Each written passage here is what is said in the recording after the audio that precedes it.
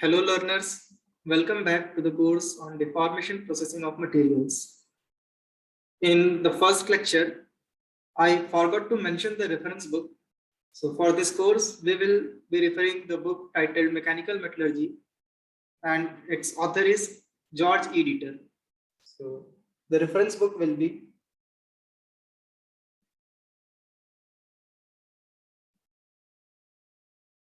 this is a very good book on mechanical behavior of materials as well as this metal forming concepts.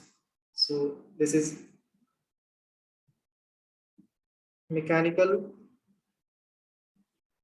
Metallurgy by G.E. Dieter. Okay, so you can refer this book to see in details all these concepts with very good schematics and in-depth derivations for all the relations that we will see in the coming classes. Okay, so let us begin our today's lecture. So in the previous lecture, we had seen what actually metal forming or deformation processing means, which are the two ways in which the metal can be transformed or converted into useful shapes. We had seen that can be done by plastic formation or by machining operations. Then we had seen the classification of various metal forming processes based on the stresses applied and also on the basis of type of workpiece used. Then later we saw some important terms and type of shapes or products that are referred to in this metal forming process or cores like blooms, billets we saw. And later we also saw the flow stress and average flow stress and elastic recovery part. Okay, so we will begin our today's discussion with the effect of temperature on metal forming process, and after that we will see the first metal forming operation, that is rolling. Okay, so let us begin with effect of temperature first. So effect of temperature. Okay. So based on the temperature of forming operations, two different terms are used. They are hot working and cold working. You would have encountered these terms in any of the course related to mechanical behavior and phase transformation, etc. Strengthening mechanisms also sometimes involve these terms.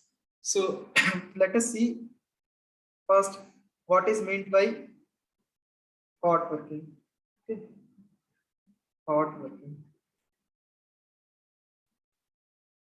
So basically, hot working is defined as deformation processing of materials at elevated temperatures so that the recovery and recrystallization processes occur along with the deformation. So there is annihilation of the dislocations and other defects simultaneously, and recrystallized or fine grained structure is obtained at the end. Okay, so this is defined as hot working is defined as deformation under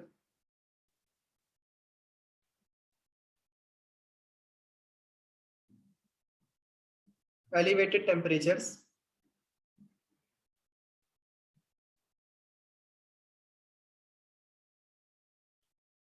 okay.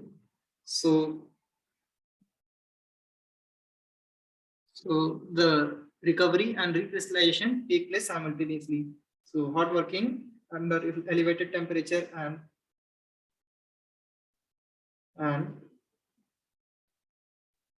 under such strain rates. Strain rates also play a crucial role here. Strain rate that the recovery process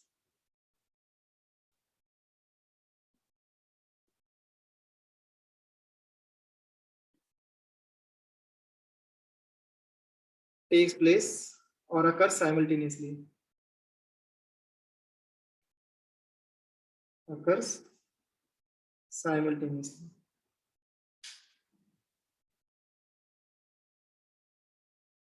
Okay, so this leads to formation of stress-free grains after or at the end of the process. Whereas in case of cold working, the temperature is relatively lower and the material gets strained a lot after the forming process. So we need to pass it through some annealing process or any other stress relieving process so as to minimize or to remove the residual stresses from that. Okay. So let us see some more detail about this hot working process. Since this is done at elevated temperature, so very large deformations are possible in this process as lower stress is required and the material keeps on deforming as there are no residual stresses, so there is less chance of fracture or cracking. Okay. So processes like rolling, forging are first step of uh, process which is used for transforming a cast ingot etc. to wrought alloys. Okay, so this hot working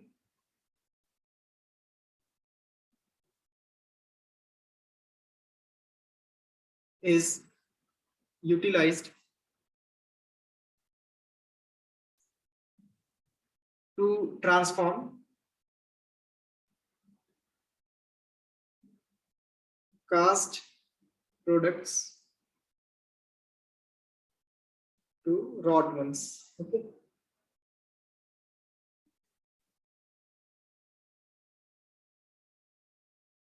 Wrought ones. So for this purpose, we use hot working. Also, here the temperature is generally kept at about 0.6 times of the melting temperature and very high strain rates are used. Okay. So, temperature is generally higher than 0.6 km and upper limit is nearly kept at 50 degree Celsius less than the melting temperature. Upper limit is usually 50 degrees Celsius lower than TM. Okay. Also, as I mentioned earlier, the strain rates are generally high.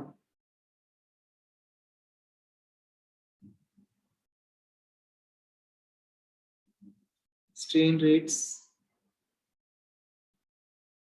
are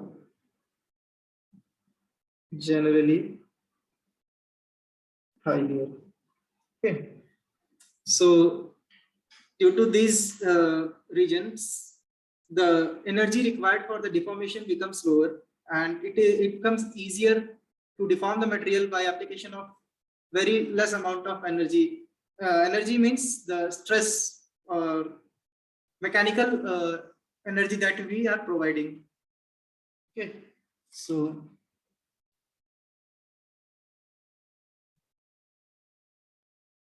the less sorry,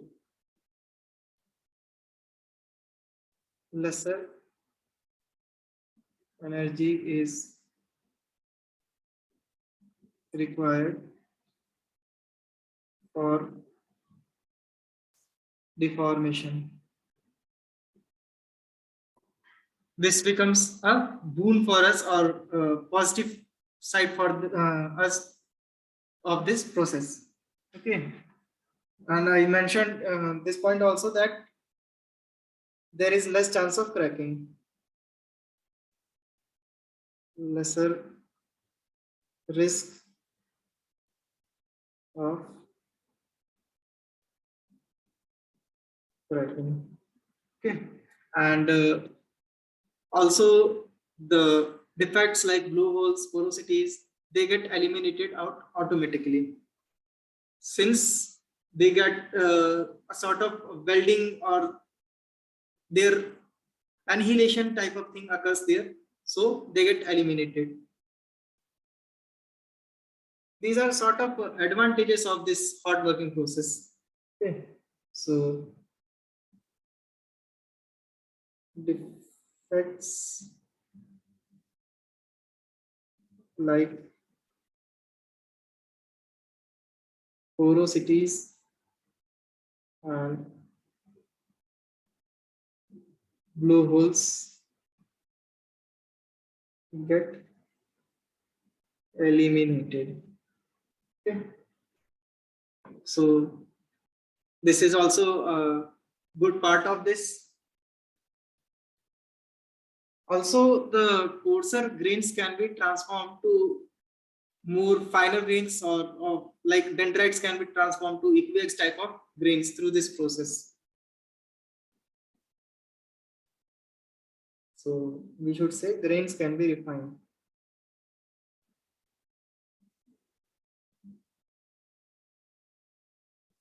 Okay. So grains can be refined by this process. Moreover, the ductility and strength of the material increases.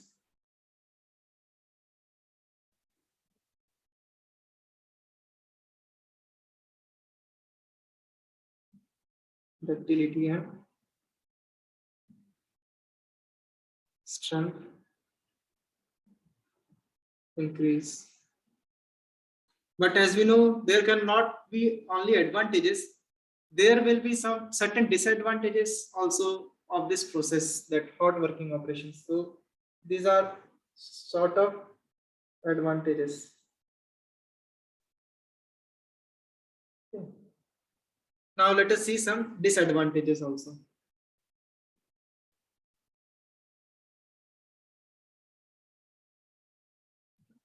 So what will be the very first disadvantage? That uh, due to higher temperatures, there will be possibility of oxidation and reaction of the surface between the workpiece and rulers or dies or the tools that are being used for the metal forming. So there will be risk of surface reaction. Surface reaction. Okay. And also there will be chances of formation of oxides, which may further lead to unfinished products or low, poor finish of the surface of formed product, which may not be the desired thing for us. So another risk is higher chances of oxidation and scale formation.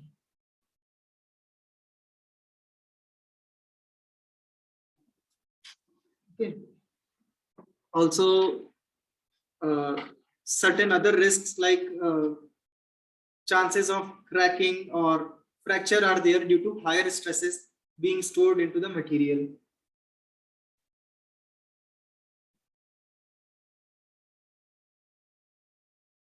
High residual stress may lead to crack or fracture. Okay.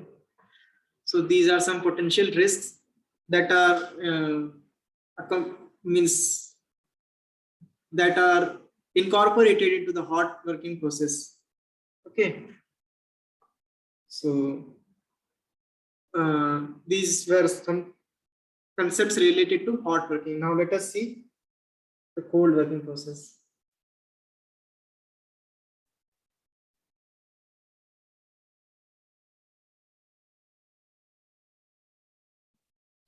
Cold working. So cold working means the formation of or process of forming the metals at temperatures which are lower than the or significantly lower than the recrystallization temperature. So by this method, we can achieve a good rate of strain hardening, which may further lead to enhancement of the strength and uh, toughness. Not exactly toughness, strength. It may increase to a good extent. Okay, so this is forming of metals at temperatures lower than recrystallization temperature. Crystallization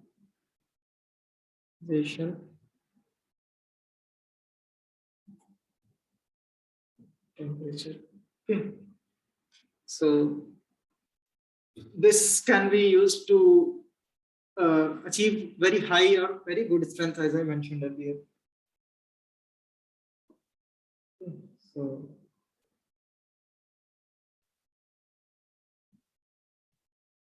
very good strength can be achieved. And also there is a precise or good control over the shape and size.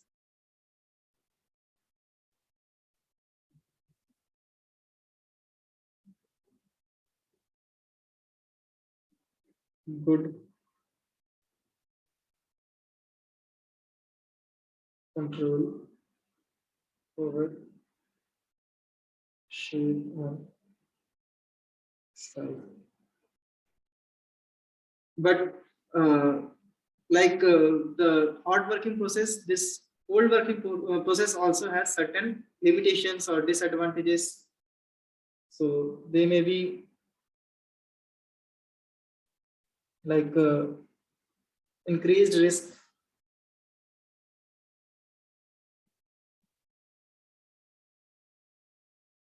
of fracture.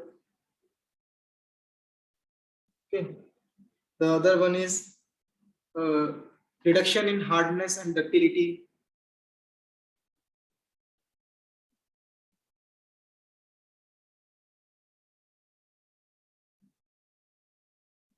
Hardness and ductility. And to minimize these effects or these risks, some type of heat treatment like annealing or stress relieving is done after the cold working process.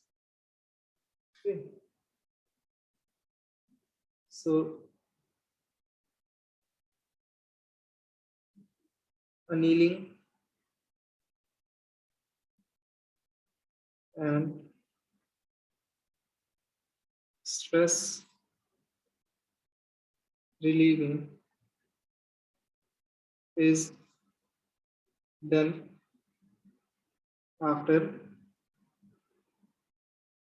cold working to minimize the residual stresses. Okay. To minimize the residual stresses.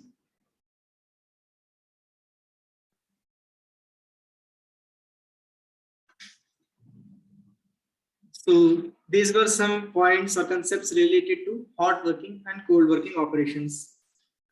Also, these days, a term warm working is being used. So by warm working, we mean forming the metal in a temperature range which certainly or approximately lies between the cold working range as well as above the cold working range or temperature and below the hot working or the recrystallization temperature. So it becomes easier to form the material along with very minimum residual stresses. Okay. So there is a term warm working.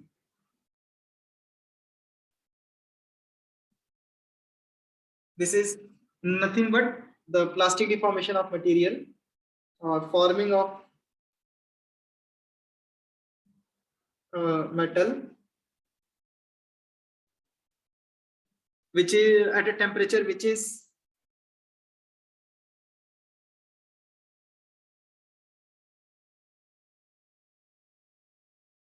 less than the recrystallization temperature.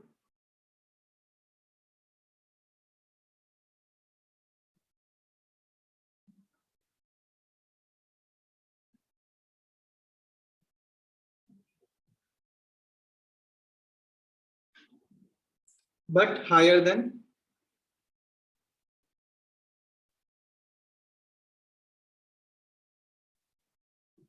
the room temperature or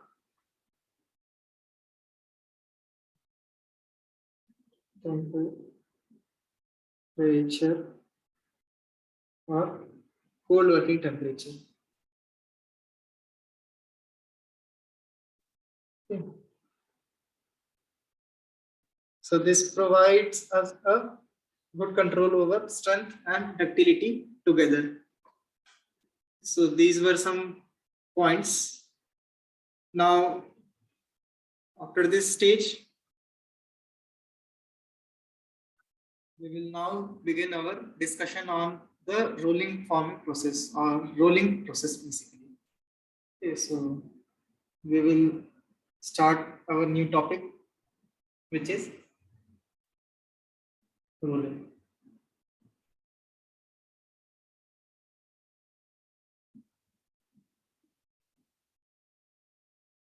So what is rolling basically?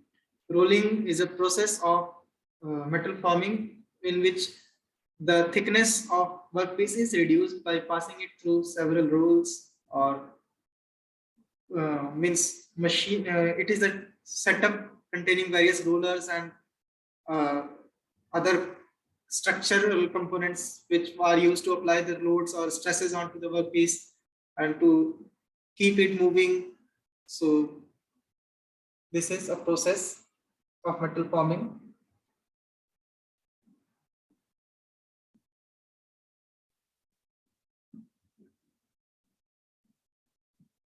Metal forming in which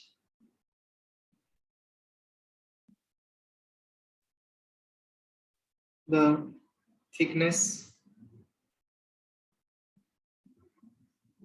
of the workpiece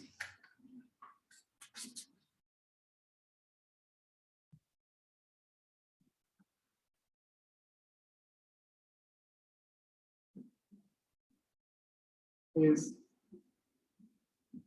reduced by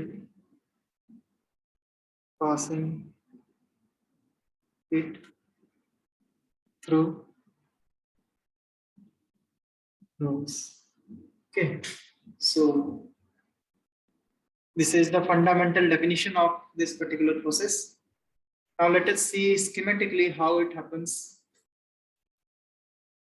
Generally, hot rolling process is adopted because, as we discussed earlier, the hot working process enables the simultaneous recrystallization and recovery along with the forming operation.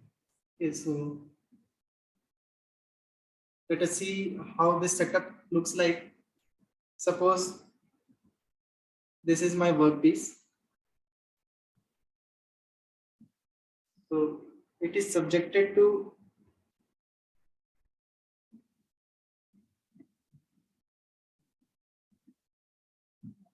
combination of rollers. For the simplicity, let me draw it like this only.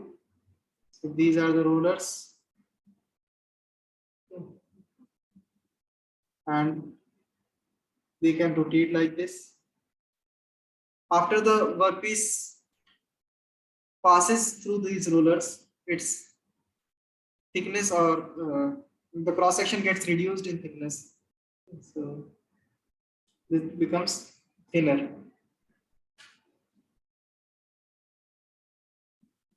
These are aligned with each other. Say this was the initial thickness T1. So after passing through the rolls, the thickness of the workpiece becomes T2, T2. Okay. And let me call these points as A, B, C. What they mean, we will see in a while their significance. So this is the point of initial contact of the workpiece, the A point. B is, we will see what is meant by B point and what is the significance. And C point is the exit point after which the finished product leaves the contact or detaches or means moves away from the rollers. Okay. This is fed like this, and the final product we get like this. So this is the schematic of rolling operation. Okay. And this reduction, the thickness T1 and T2, the difference is known as draft. So draft D is defined as the thickness reduction T1 minus T2. That is initial thickness minus final thickness. Okay. And we will see later that the maximum draft or maximum reduction in thickness is, let me call it as Dmax. So this is Dmax and it is given as mu square R, where mu is the coefficient of friction, actually the radius.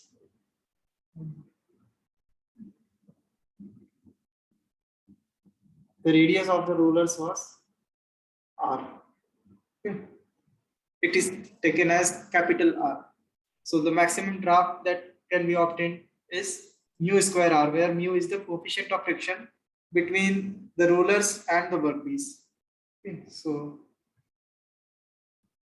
let us move ahead. Let me define first what is mu. Where mu is coefficient of friction between workpiece and roller. Also, we have seen that the flow stress is given as K times epsilon to power n, where K is the strength coefficient, epsilon is the true strain, and n is strain hardening rate or coefficient of strain hardening. Not the strain hardening rate, it will be a coefficient of strain hardening. Again, let me write flow stresses.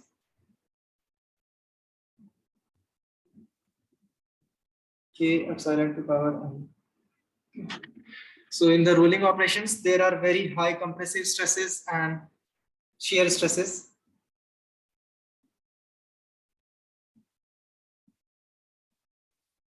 High compressive stress and shear stress also. Shear stress will be applied due to the friction. Due to frictional forces. Frictional forces. So let us see some more details about this rolling operation. So basically the rollers are connected to bearings, and when the load is applied, some heat is generated into the workpiece, and even the roller material, due to this friction and other parameters, like we saw earlier, that deformation leads to generation of energy in the form of heat, which get transferred to the roller material, and eventually it get transferred to the bearings. So there is risk of failure of those bearings also. Okay, so rules are connected to bearings. Okay. And as I mentioned, when heated,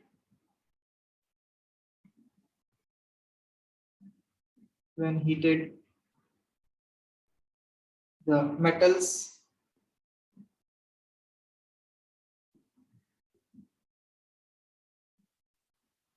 actually sometimes we need preheating of the metals. So not at higher temperature like it hot forming, the temperature is generally higher. So these heated materials come into contact with the rolls and eventually they transfer the heat to the roll material and bearings. So when heated metals come into contact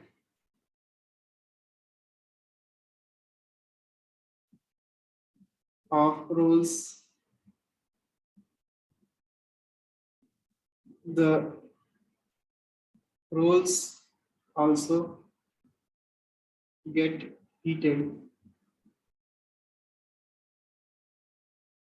or many times they need to be preheated because there will be a thermal gradient between the workpiece and the rollers, and it will lead to various types of failures or defects.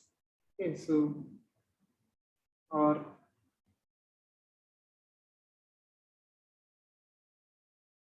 they may be preheated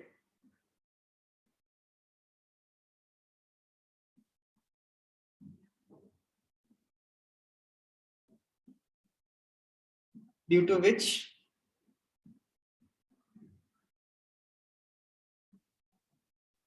bearings also get heated.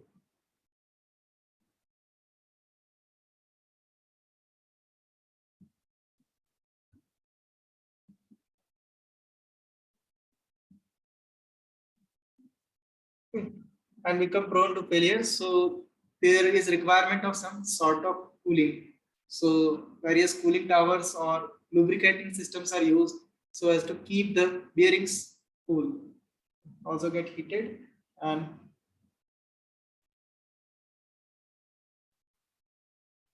become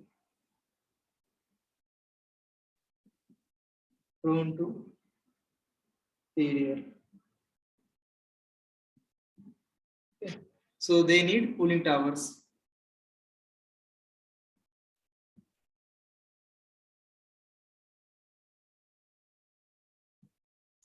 Cooling towers for cooling systems.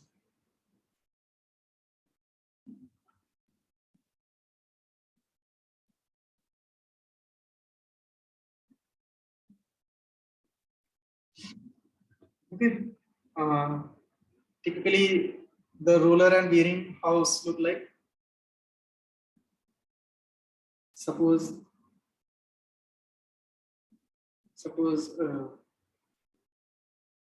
this is a roller. Let me draw more clearly. Suppose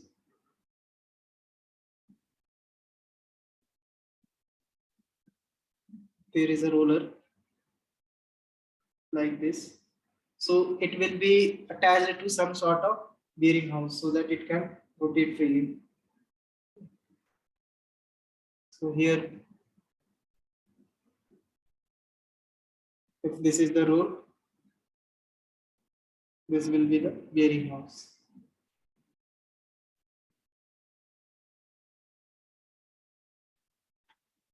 Okay. So as I mentioned earlier, we will see later what does this A, B, and C points indicate or what do they mean. So firstly, let me introduce the relation between velocities uh, which are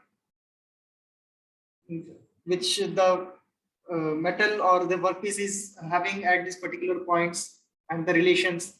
So if we call the indicate the velocity of the roller by VR,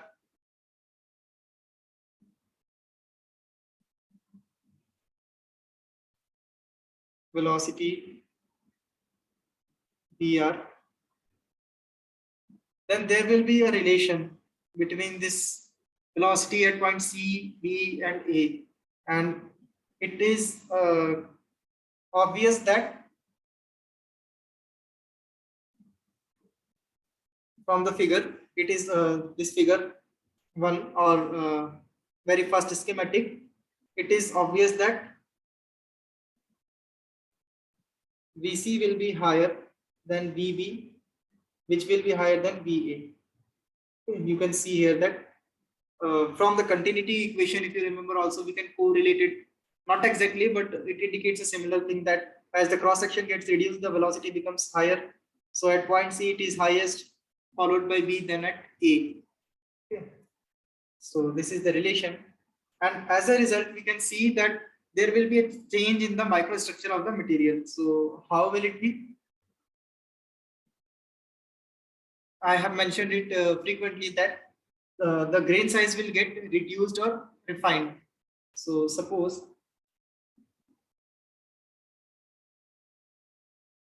if the initial microstructure was like this,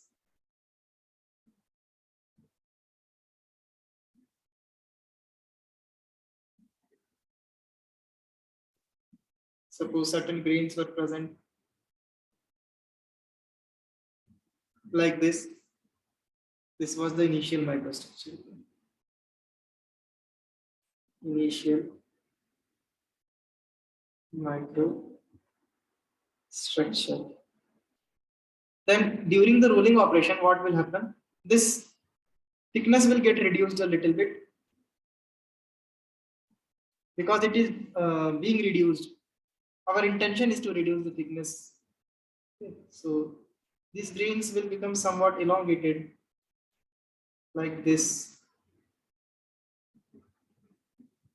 Elongated grains will be present now at this stage during the rolling operation.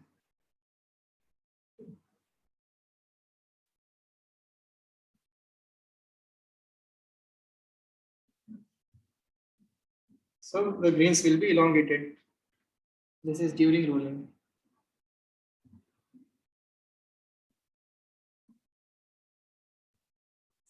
And if we see the finished product, the grains will, this is in case of hot rolling, I'm telling that after the rolling operation gets completed, the grains will no longer be elongated and they will get refined.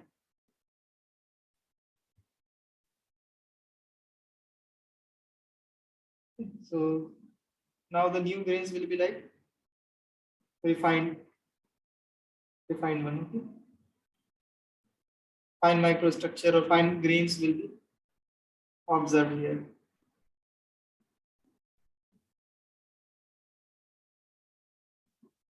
They are no longer elongated.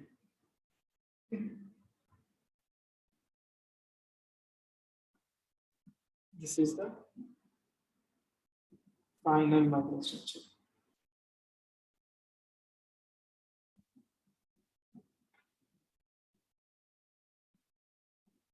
Finer grains, but not elongated after hot rolling. If it were cold rolling, then certainly we would have seen the finer grains, but with elongated type of characteristics. So this type of microstructural change is observed during the process of hot working or hot rolling, I should say. Also, during the hot rolling process, there is no strain hardening phenomena, and as a result, basically this occurs due to the annihilation, simultaneous annihilation of dislocations, and the recovery process and recrystallization process which occurs at the same time. So during hot rolling,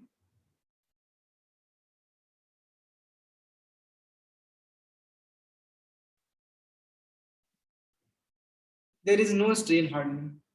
There is no strain hardening, and this happens because the dislocations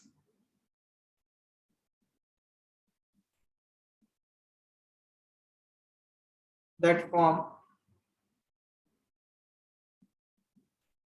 get annihilated.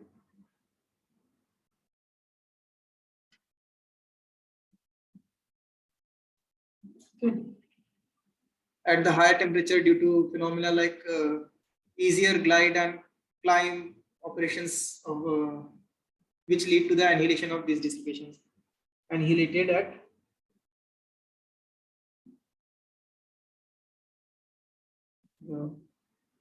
high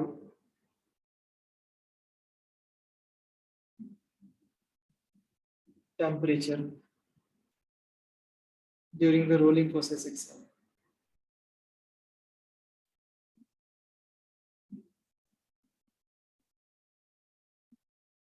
Okay.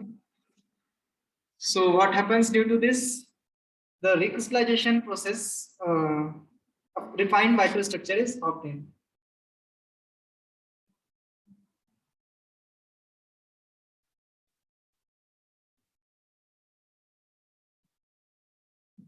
Recrystallization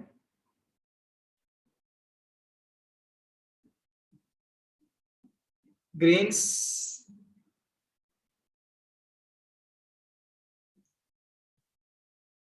grains don't get oriented basically.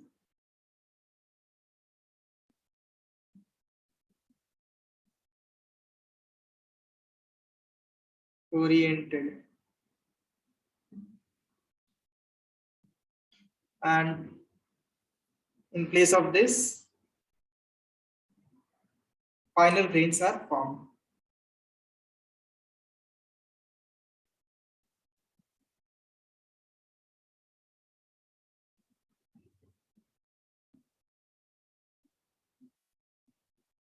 Okay. Thus the strength increases, and this can be defined on the basis of the famous Hall patch relation.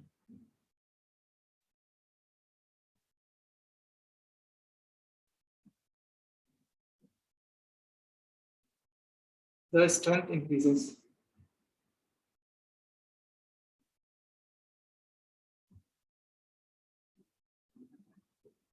as per the Hall patch relation.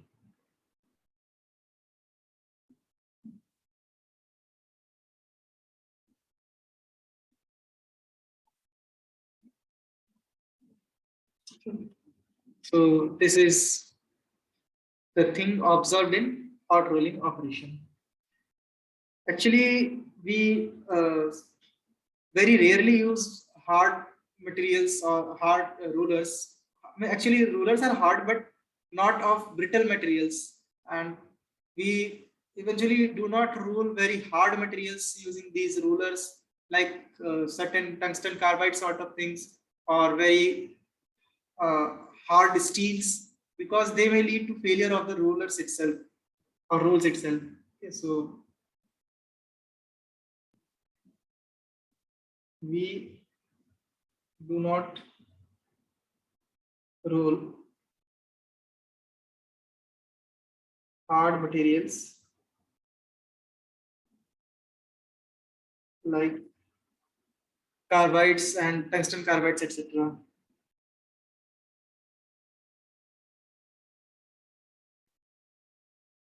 like those containing carbides, tungsten carbide, etc. Okay. So this is the reason behind is that high carbon steels are also not rolled.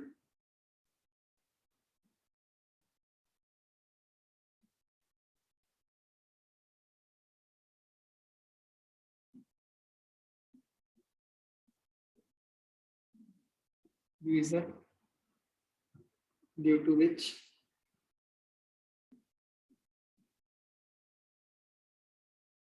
high carbon steels are not rolled. Okay. Generally, the steels containing carbon from in the range of 0.01 to 0.02% are generally rolled. So also we can say that the solid solutions having higher solubilities have single phase and they can be rolled easily. Because of the presence of single phase, it is easier to roll them. There will be less hindrance to the metal flow during the rolling operation of such kind of materials. Okay, so solid solutions, solid solutions having high solubility,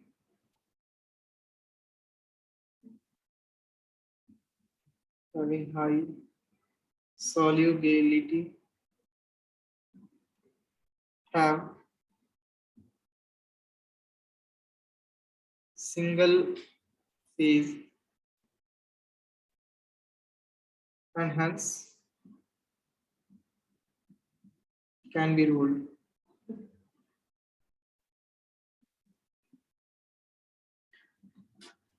For example, we can roll the aluminum manganese alloys. They can be easily hot rolled.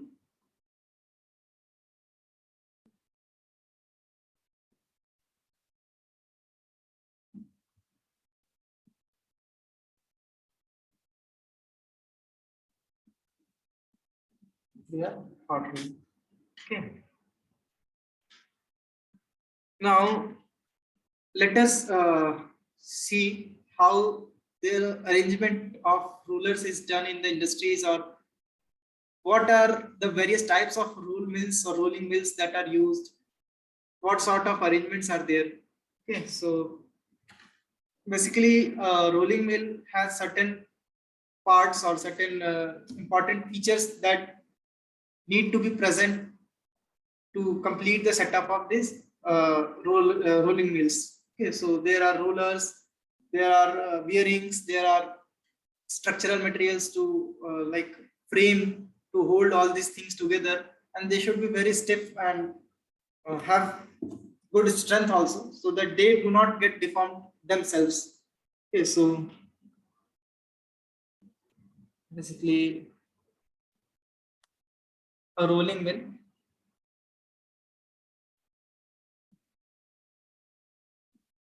has mainly rolls, bearings,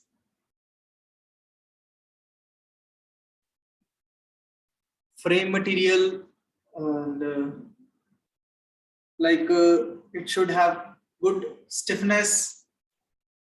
So housing, we can say,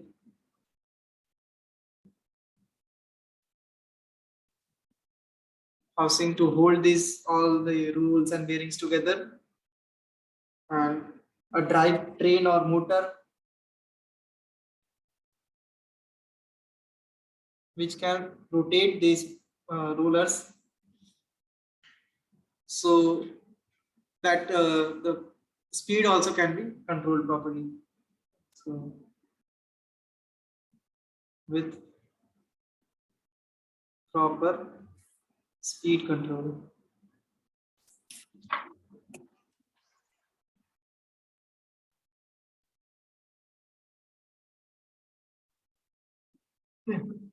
And the rolls are generally made by forging process.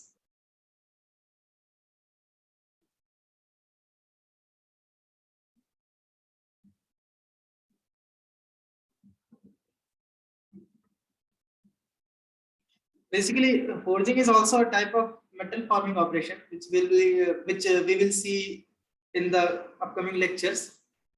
It is also used to plastically deform the materials to convert them into useful shapes. Rolls are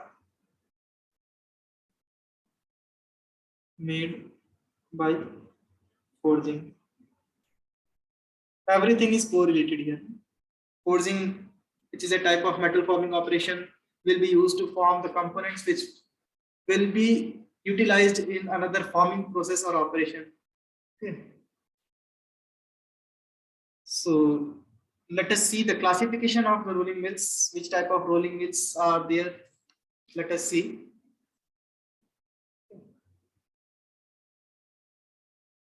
So now we will see the classification of rolling mills. Classification of rolling mills.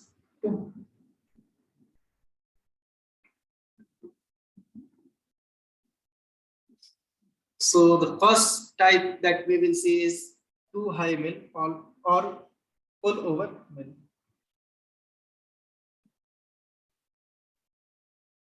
Too high. See, the twist is in the name itself. You'll realize why is it called too high, because it has two rollers. So too high or pull over.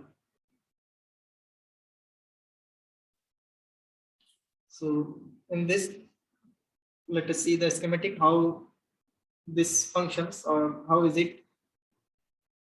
So there are two rollers,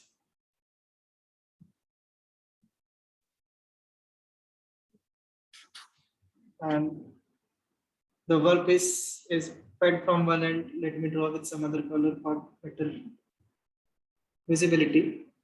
So let me use this color. So suppose we feed the workpiece one here,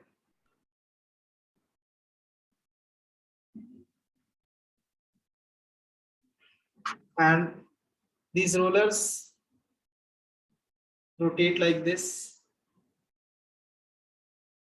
Okay. And finally the workpiece comes out like, actually it is difficult to write on a digital pad. So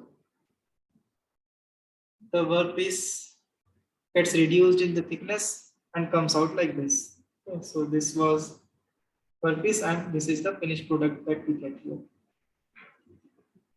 This is too high or pull over mill, and it can rotate in only one direction.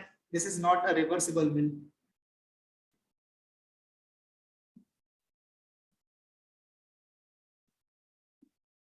Only one direction, and is not reversible.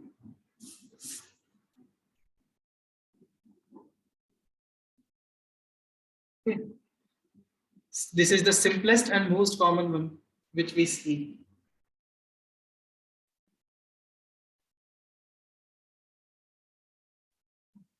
Simplest and most common. In this mill, if you want to reduce the thickness further, we will need to put the material back, or will we need it will require to charge the material again as a workpiece into the same mill. So this will be like a process where again this needs to be charged here for further reduction of the thickness. Okay. So this was the too high mill. Now the next one is too high reversing mill. As the name suggests, it will have the ability to get reversed also. Okay, so this was first. Now we have the second one, which is too high reversing mill. Reversing mill. Okay. So this will be similar to the above one. Like there will be two rollers. The workpiece will be charged in a similar manner. After being passed through the rollers, it will get reduced in thickness. Actually, the drawings are just schematics, so they are not very well drawn. So this will appear like this. The only twist here is that these rolls can rotate in both the directions, so they can get reversed. Okay, so this is suppose the forward direction. Again, this can rotate like this also. Okay. So it can reverse this material. Not material means the workpiece can be reversed. Okay, so suppose it was being charged like this, we can get the product. So it can act as too high or pullover mill also, and it can perform the reversing operation also. So these were the rollers which were centered here. Also, the volume of workpiece remains constant or conserved here. There is no significant change, or even not significant. There is no change. In fact, so V here volume. Suppose if L1 was the initial length, V1 was the initial width, and T1 was the initial thickness, then it will be L2, V2, T2. I am assuming this workpiece to be cuboidal in shape. So that's why volume will be LBT. And if the width is kept constant, so if B1 is B2, then in that case, what will happen? L1 T1 will be equal to L2 T2. Okay, so this comes from the volume constancy. So this was the too high or reversing mill. There are other mills also, so more advanced ones. Next one will be the three high mill. Three high.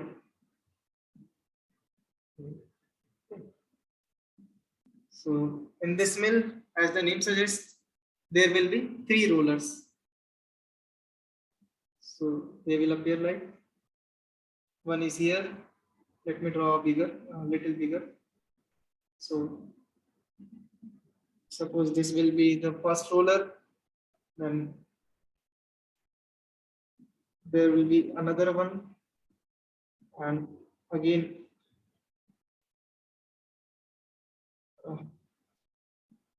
again third one. Okay, so here what will happen is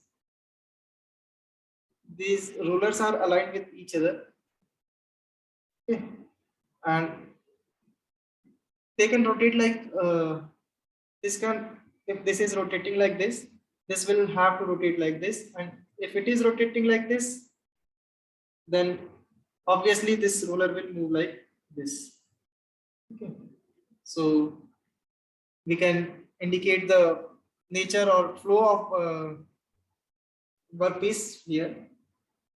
So suppose this was charged like this, the thickness will get reduced and our product will come out like this from here. Okay.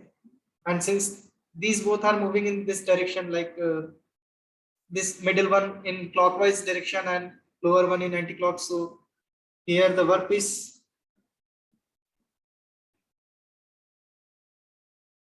needs to be charged or loaded from this side, and after getting reduced it will come out like this. This will be the movement here.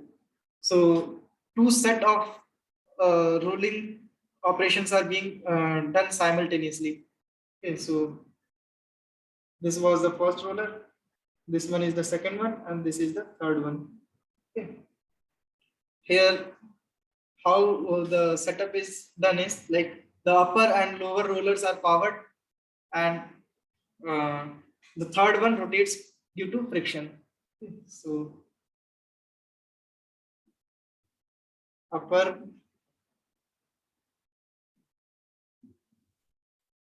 and lower rolls are Power driven. Power driven means they are motorized or attached to the rotating drive or motor. Okay, so power driven, and the middle one is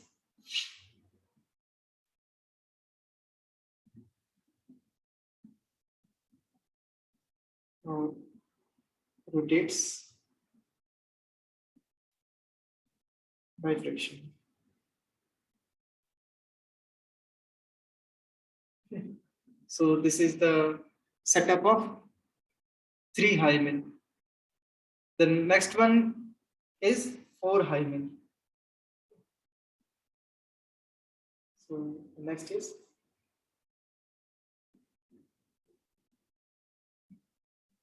4 hymen. So let us see this mill also.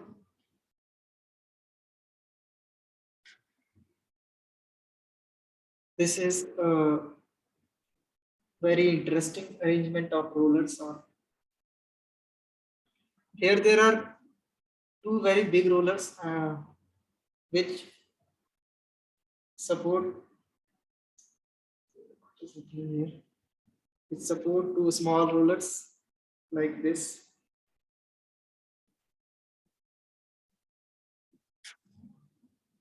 And the workpiece here comes in contact with the small rollers, small rolls like it is fed like this, and they further reduce its thickness, and it comes out like this. Okay, let me draw some, draw it more clearly, so it becomes more obvious. Like it is fed like this, and after passing through the rollers, the thickness gets reduced, and the movement of rollers is these will move like this.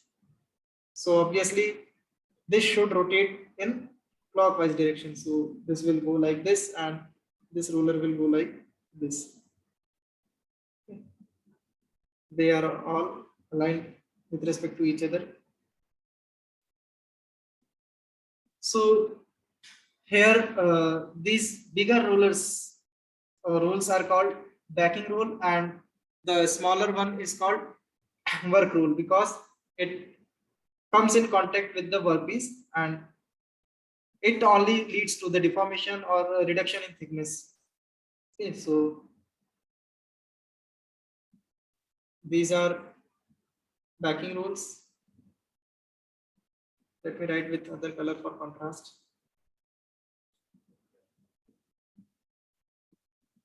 This is the backing roll,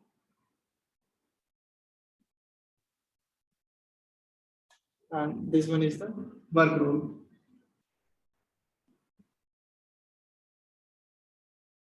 Okay. With the help of this type of mill, very thin sheet can be formed.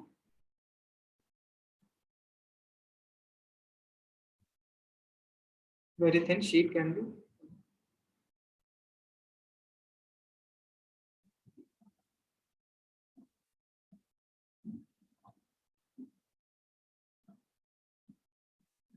We can see clearly from the schematic that these backing rolls are so big that they will apply a lot of pressure on the work rolls, which will eventually get transferred to the workpiece, and a lot of reduction can be achieved in the workpiece, so that very thin sections can be formed using this mill. Okay.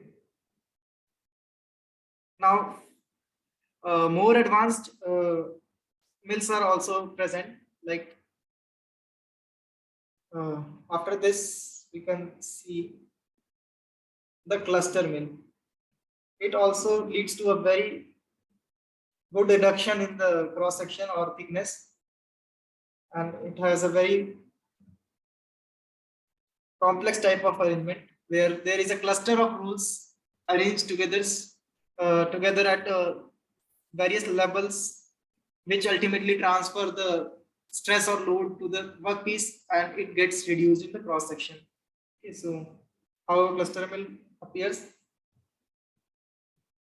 Let me begin with the workpiece here, so it will be easier to draw. Suppose this is my workpiece. So here there will be the work rules. Let me draw a little bigger. This will be say my work rule.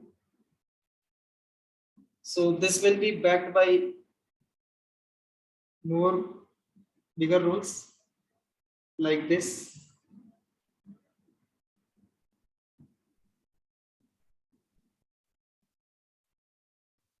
They they are in contact with each other. This is like this. And further, these backing rolls are supported by more bigger rolls which act as heat sink for these. Okay, so there will be much bigger rolls here and they act as heat sinks.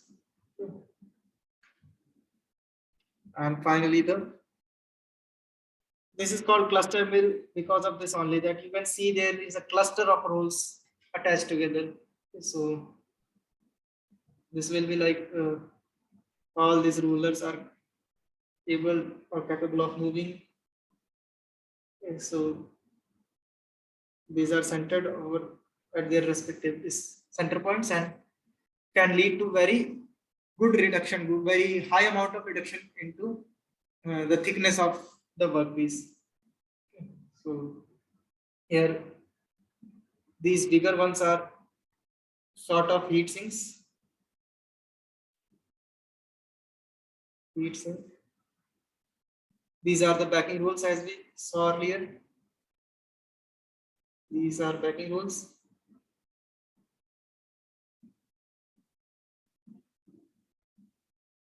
And this smaller one is the work roll. This was our workpiece which was put like this and the product comes from this side.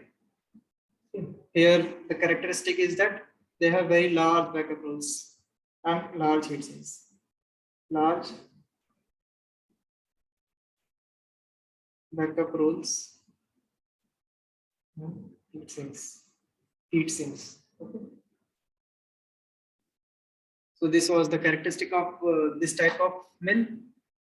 There is another mill which is more advanced than this and which is the strip rolling mill, which is used for forming strips directly from the workpiece. They form the strip through a sequence of rolling operations being performed at a time.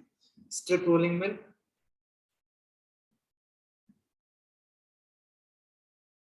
And this is also known as tandem mill. So this is the strip rolling mill or tandem mill.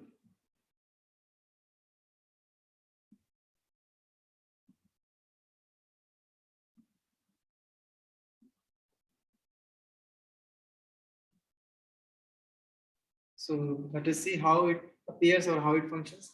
Basically, this is a combination of we can say four high mills placed one after the other, which lead to very good amount of reduction, so that strip can be formed directly. So uh,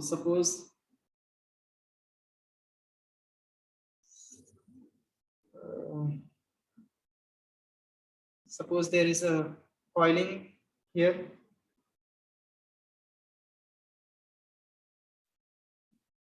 From where the workpiece can be rolled in the form of say sheet or some thicker uh, part or component which can be used to charge the mill. Okay, so our workpiece will be uncoiled from here. Say, happens it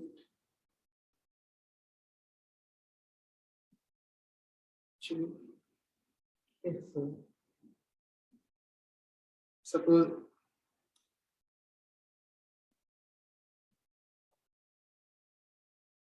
it becomes very problematic to draw.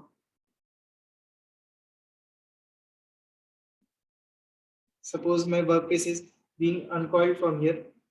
like this. This mechanism uncoils it. There is a coil over here, and this uncoils. Then this workpiece is subjected, or this faces the first stand of the mill, where there are the work rolls backed by this backing rules. Here it gets reduced for the first time. Okay, so this thickness will be a little smaller. And again, this reduced workpiece is subjected to the second stand of the mill, which further reduces its thickness. Again, this is a similar type of arrangement here. This is like this, and the thickness further gets reduced here. So let us call this like this. Again, this reduced section reaches the next stand.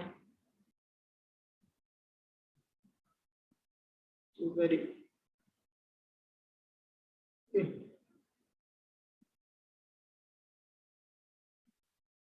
This is like this and like this, which is further reduced and is then passed to, say, the last set, which reduces its further, its thickness is reduced further here.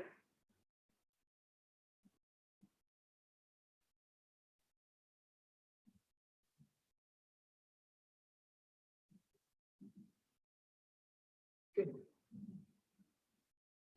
Round it a little bit.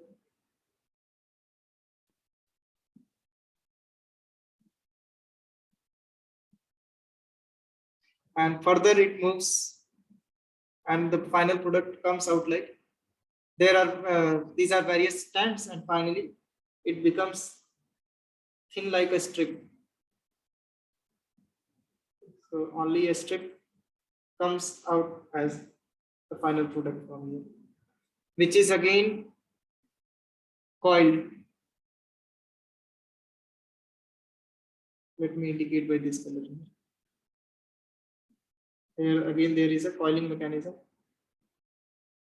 over which this product gets coiled.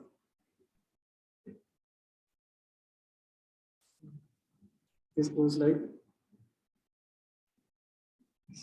okay. So this is the arrangement, and here these were the rulers which were performing the reduction or forming process.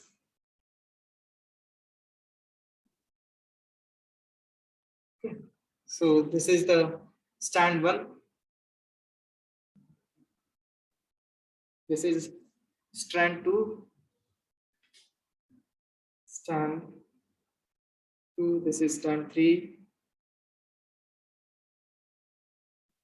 Stand three, and this is stand four. Okay.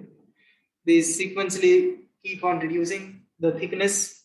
Suppose initially the thickness was, let's say, T1, sorry, T4. Say it was T4, then it got reduced to T3. Further, it was reduced to T2, and finally T1 thickness product comes out. Okay, so this was the uncoiling mechanism.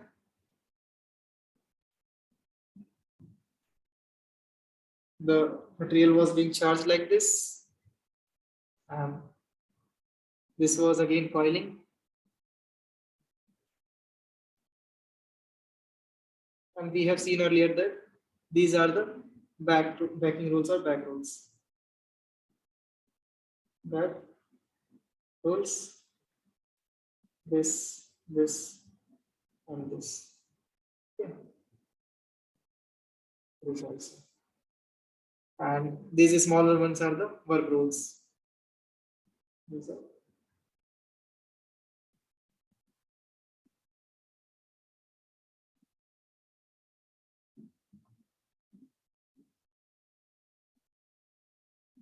the work rules.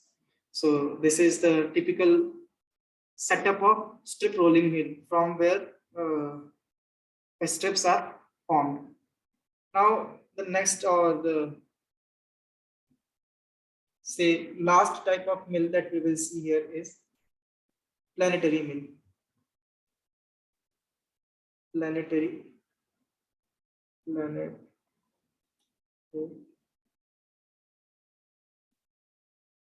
planetary mill. So as the name suggests, there will be an arrangement of rollers like they uh, are arranged in form of planets in an orbit or some centered object. So there will be a very heavy backup roll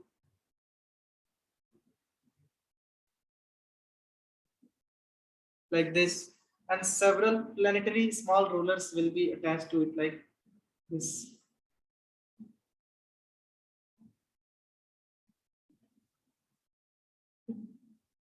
Like this.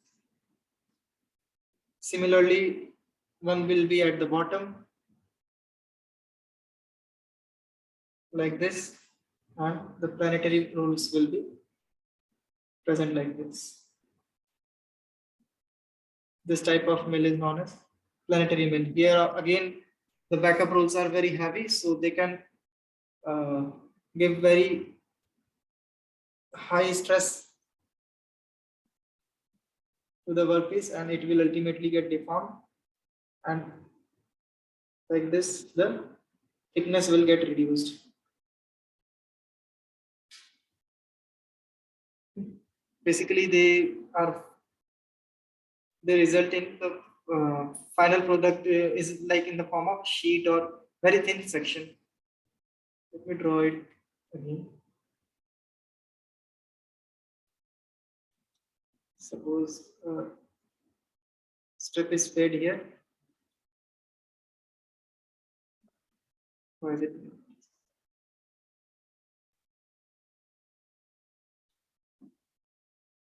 Okay. So how will it be? Suppose it is charged from here, and it will lead to formation of very thin section or sheet type of component out here. Very thin section product is coming out here. Okay. So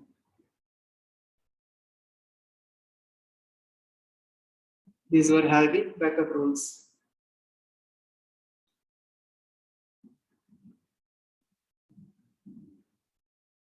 Heavy backup rolls. Okay, so this is the type of planetary mill.